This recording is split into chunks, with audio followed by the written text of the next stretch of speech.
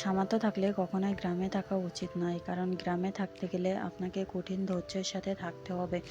এখানকার মানুষরা যেমন ভালো, এখানকার প্রাকৃতিক পরিবেশ অনেক সুন্দর, তেমনি গ্রামে থাকতে গেলে আপনাকে কঠিন ধৈর্যের সাথে থাকতে হবে। এখানকার কে কি বলে, কে কি শোনায়, আপনাকে এগুলো কান দেওয়া যাবে না, কারণ এখানে সবাই সবার সমালোচনা করতে ব্যস্ত হয়ে পড়ে।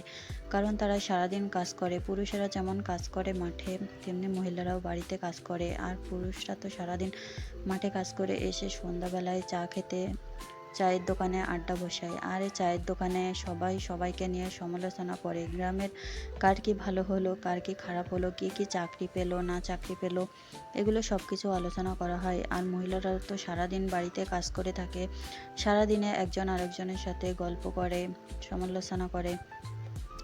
গ্রামে কার কি ভালো হচ্ছে, কার কি খারাপ হচ্ছে, কে কেমন বড়লোক, কে কেমন গরিব, এগুলো সব কিছু আলোচনা করা হয়।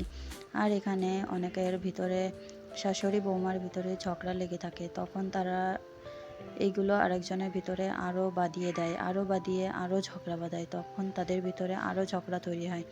আর এইগুলো গ্রামে তৈরি হয়, যেহেতু আমি গ্রামের মেয়ে, গ্রামে ছোটোবেলা থেকেই এগুলো দেখে বড় হচ্ছি। সত্যি সামর্থ্য থাকলে গ্রামে থাকা উচিত নয়, কারণ শহরে থাকলে আপনাকে কেউ কিছুই বলবে না।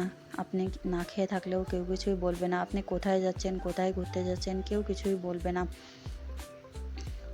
কারণ শহরের মানুষের অত এসব দেখার সময় থাকে না, তারা নিজেরা নিজের কাজকামে ব্যস্ত থাকে। কিন্তু গ্রামের মানুষ নিজের কাজের পাশাপাশি অন্য সমালোচনা করতে বেশি ভালোবাসে।